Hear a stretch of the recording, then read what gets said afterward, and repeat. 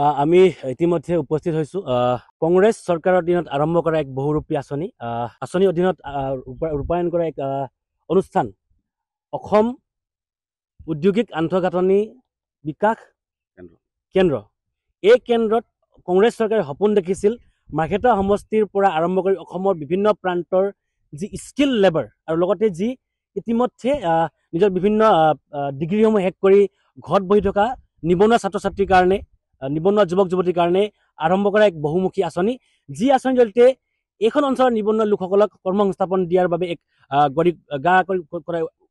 এক অনুষ্ঠান। কিন্তু আমি দেখিছোঁ যি সময়ত কংগ্ৰেছ চৰকাৰ গাদী চুট হ'ল তাৰ পাছৰে পৰা যেতিয়া বিজেপি চৰকাৰ অসমত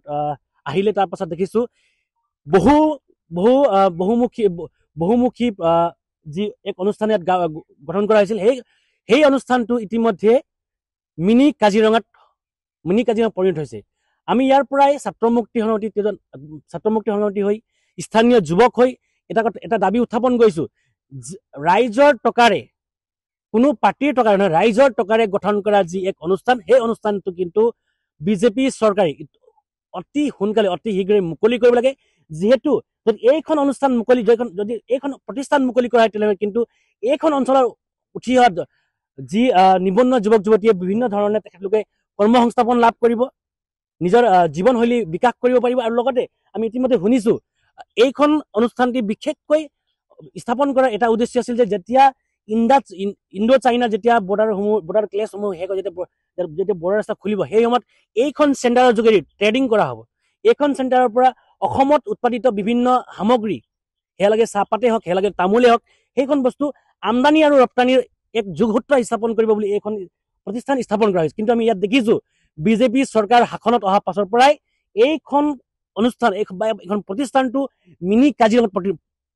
পৰিণত হৈছে। ইয়াৰ পৰাই অসমৰ মুখ্যমন্ত্ৰী ডক্টৰ হিমন্ত বিশ্ব শৰ্মা, স্থানীয় সাংসদ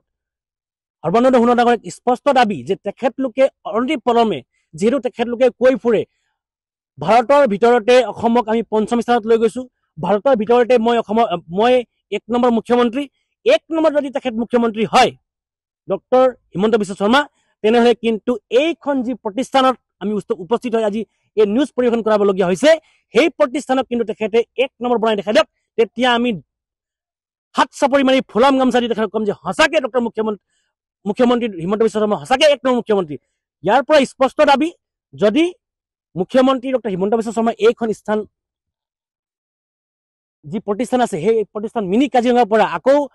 পুনৰ্জীৱিত কৰি দিব নোৱাৰে, তেনেহ'লে কিন্তু তেখেতে এটা কথা স্পষ্টকৈ ভাবি থোৱা উচিত, নিজকে স্বীকাৰ কৰা উচিত যে তেখেত 1 নম্বৰ নহয়, তেখেত 100 নম্বৰ মুখ্যমন্ত্ৰী।